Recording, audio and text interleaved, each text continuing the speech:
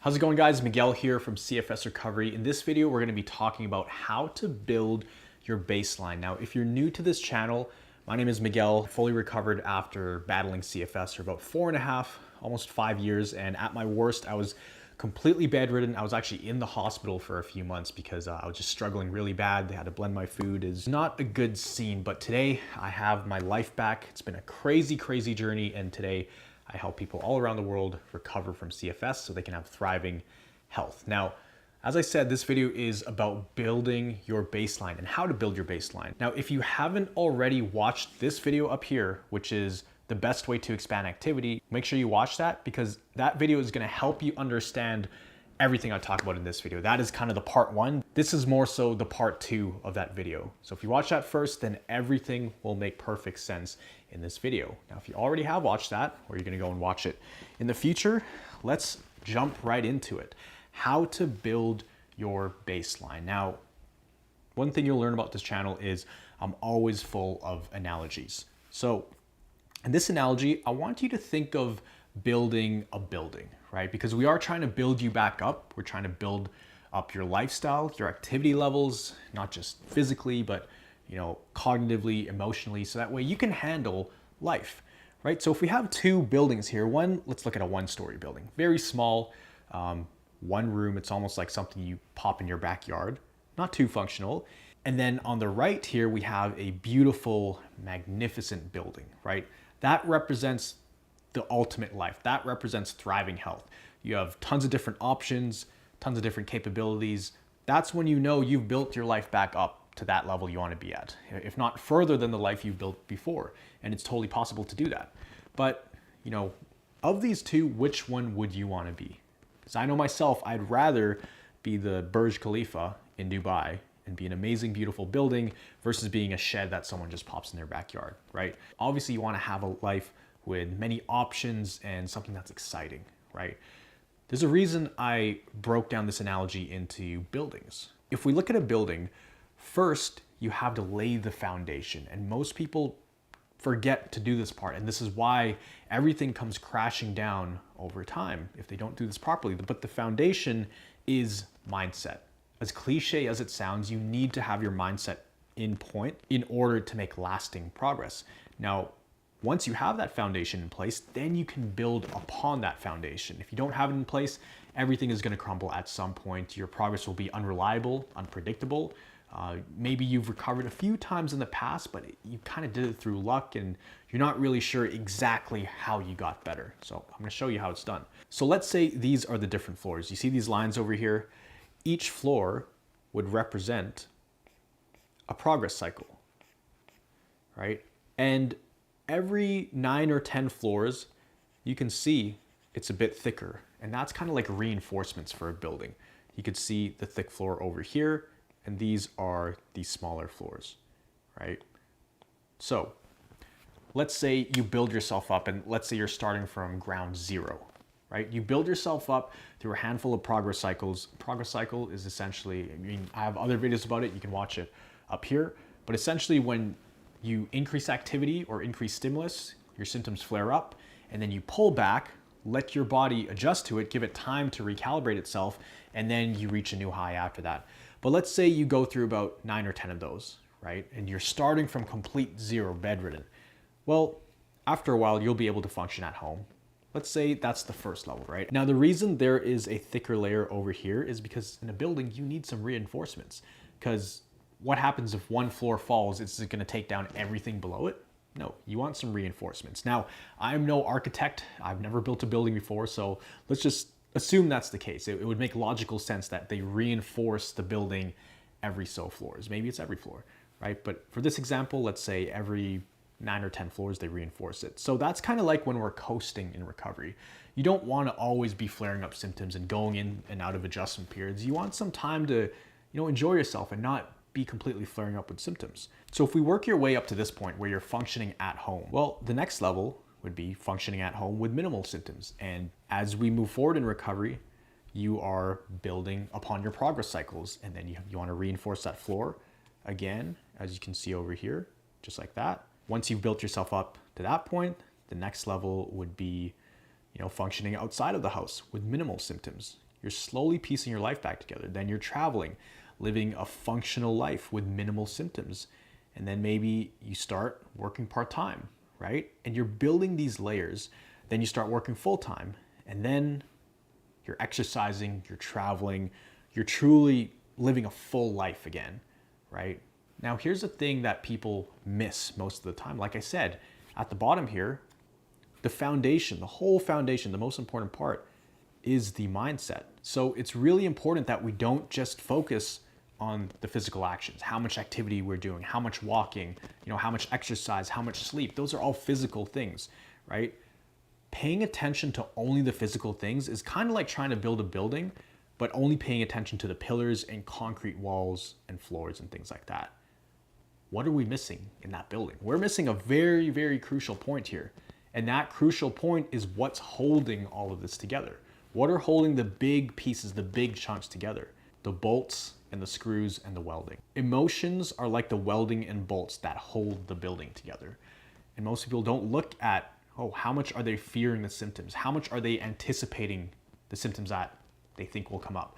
Or how much are they regretting doing the activity and telling themselves, I shouldn't have done that, or fingers crossed, I hope I don't crash from that. How often is that happening? And when you don't really understand what's going on, you're not really paying attention to your emotions. You're just feeling a lot of fear and anxiety and worry. But as it says here, emotions are like the welding and bolts that hold the building together. This is one of the most important parts. I mean, everything is important, but people miss these small little things. But what happens is when you neglect your emotions, as in you don't address them and you go for your walk, you're increasing it by 1 minute every week, because a lot of people do that because they think that's the right way to go. Well, they're not really addressing the emotions around every time they feel symptoms. Every time they feel symptoms, it's fear and worry and doubt and anticipation, all of those things, all of those negative emotions.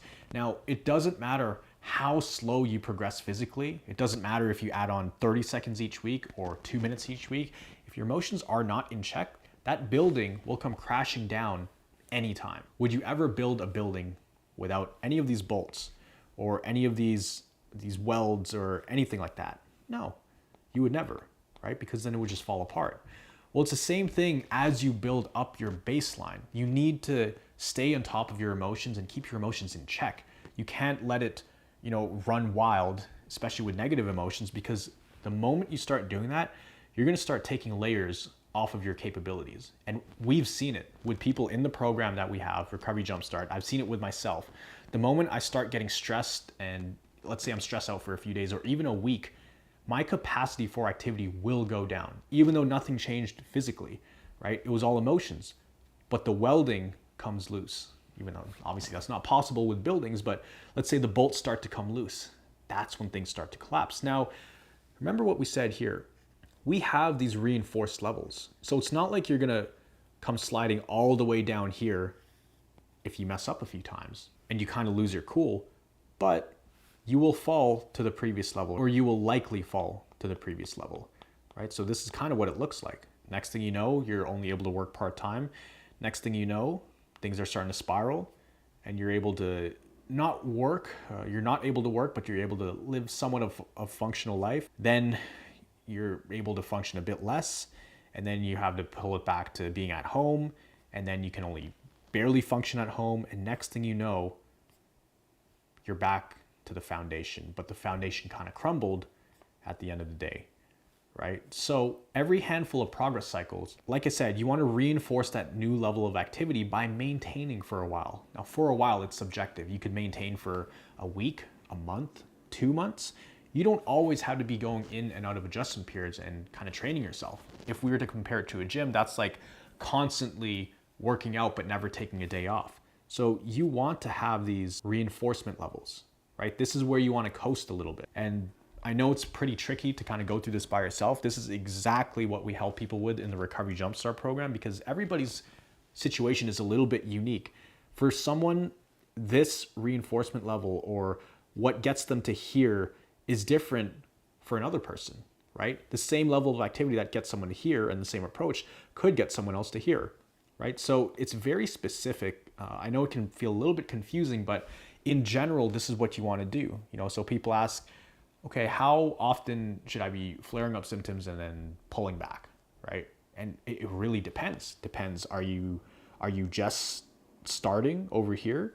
Are you up here and you have a lot of experience with this and it's not your first rodeo, it's not your first flare up or adjustment period, and you've been following my content for a while, you've been making progress, or are you brand new? So it really, really depends. If you were really curious of where you're at, I would definitely check out the Recovery Jumpstart program. You can see everything that we do there. Just click the link down below. You'll be able to see exactly how we help people go through this process. There's a lot of one-on-one help as well, because we do build a customized plan for you. But in general, this is how we want it to look. Imagine we're building a building, right? We're building a beautiful building, and that building in recovery is your life. You are rebuilding your life, right?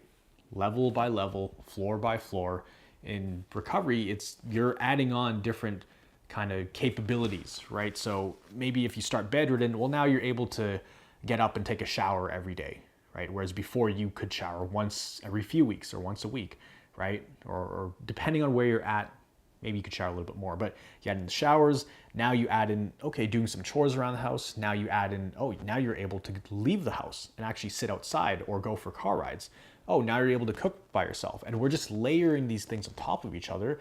Imagine it like you're building a beautiful tower from the ground up. And I think that's what's so cool about going through something like CFS. Obviously, once you make it to the other side and learn about this information and you're able to apply it, it's kind of like building a custom built house. Maybe not even a house, but a custom built character. You really kind of start from a blank slate, right? Because in order to recover from CFS, you do have to change a lot of your personality traits.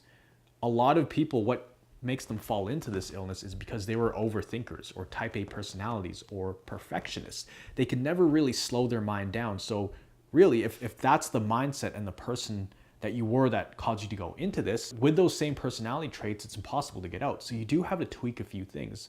Now, you don't have to completely reinvent yourself, but let's just call it it's almost like if you were to rebuild a building or renovate it or tear it down and build it from the ground up. In recovery, it's kind of like our life was torn down to pieces, basically, and we have to pour concrete again, lay a new foundation, start with a mindset, and then layer things on top of each other and rebuild our life kind of brick by brick. And it's something we actually talk about in the program in one of the weeks is, hey, this is the new starting point. Rome wasn't built in a day, but once it was built, it was beautiful, right? And great things take time. So you do have the power to reinvent your life and kind of start from scratch, right? Not a lot of people in life get to start from scratch. So yes, while it is extremely painful, it's probably the hardest thing you'll ever go through. What you get on the other side of that is so much more, but that only happens when you get through it. So these reinforcement floors, you can see I highlighted them green here, just so they stand out. Every now and then you want to coast a little bit in recovery. Like I said, it's hard to say exactly when you need to coast. It really depends on how well you handle the symptoms and how fast you're progressing and where you even started. But again, that's something we help people with in the program. But like I said, emotions are like the welding and bolts that hold the building together. Don't forget that, right? They're small. You can't really see them all the time. They're not as obvious, but they are so important in putting all of the pieces together. So make sure to stay on top of your emotions or at least be aware of them, right? That's something I tell everybody is, hey, how anxious are you about your symptoms? Are you anticipating that you're going to flare up if you do certain activities based on previous experience? And most of the time it's yes, because all the times they've tried in the past, yes, they have flared up. But a lot of times, even when we're not doing the activity, that fear and that experience of replaying those symptom flare-ups and how bad that activity was and replaying it in our head, that actually keeps us stuck in the cycle. Because even though you're not physically doing it, your brain is on repeat and it's experiencing it over and over again. And it's reinforcing that activity is bad, this activity is bad, and you become terrified to do them. And that's how your world starts to get smaller and shrink. That's kind of how you fall into the downward spiral. And it's not your fault. I've been there. Pretty much everybody with CFS has been there. That's kind of what it is. Your brain goes into survival mode and it avoids doing a lot of things, and it gives you symptoms when you try to do those things. So the emotions are extremely important to pay attention to. But I hope that makes sense.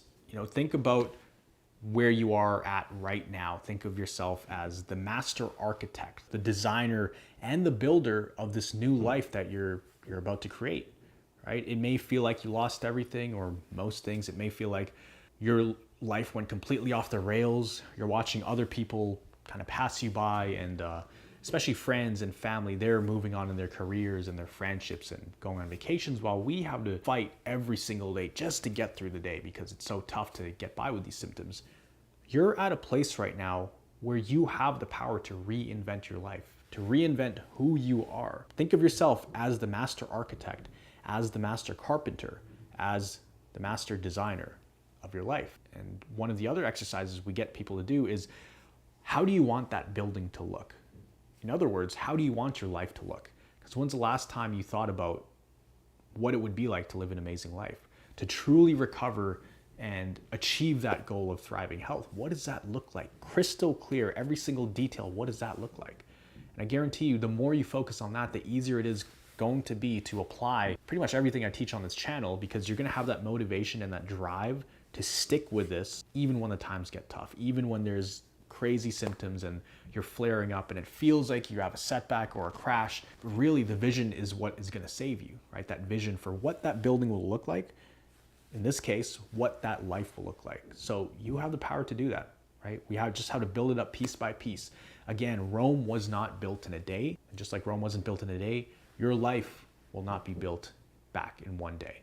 So I hope you enjoyed this video. I hope you got a lot of value out of it, and I hope this analogy makes a lot of sense for you. If you did find value out of this video, just comment down below your biggest takeaway. And if you did want some extra help navigating your recovery, because I know it can be a little bit confusing and you just needed a way to get unstuck, a way to jumpstart your recovery. It's exactly why I've created the Recovery Jumpstart program. It's a program that's very interactive. You're able to work in a small group setting and learn from others who are a few steps ahead of you, at the same level as you, or a few steps behind. But the biggest thing is you get to work directly with a Thriver success coach. And this is somebody who has had CFS, been through it, been through the trenches. And our coaches have been hospitalized. Our coaches have been completely bedridden at some points, and now they live a life with thriving health. So they're able to walk you through step by step, give you a customized plan, look at your situation and figure out, okay, what's the next best steps? And so much easier to do this with a team versus doing this on your own. If you were interested in that, click the link down below. You can learn more information about the program, and you can fill out a questionnaire. And if you do qualify, then you can hop on a call with one of our senior team members and we can see if we can help you. But as always, you are a thriver, and always remember that you are just one mind shift away from living a life with thriving health. I'll see you in the next video. Let's say that CFS recovery is absolutely the real deal. I actually felt like somebody had an answer, like somebody explained what was going on.